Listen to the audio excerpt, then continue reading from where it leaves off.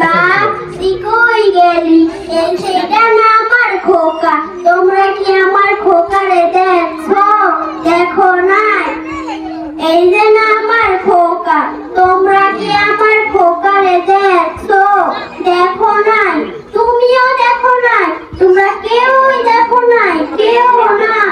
1971 সালে চারিদিকে খালি যুদ্ধ আর যুদ্ধ, যুদ্ধ আর যুদ্ধ।